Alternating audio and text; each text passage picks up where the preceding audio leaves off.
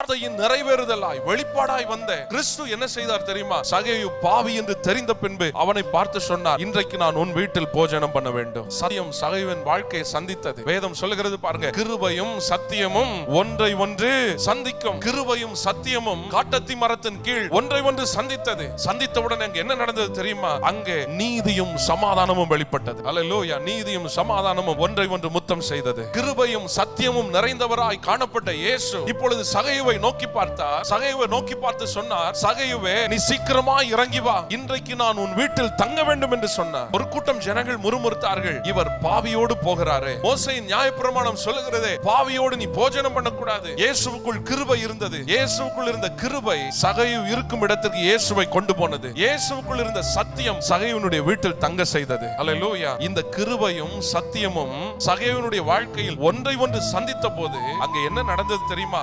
வேதம் சொல்லுகிறதே, நீதியும் சமாதானமும் ஒன்றை ஒன்று முத்தம் செய்யும். அல்லேலூயா.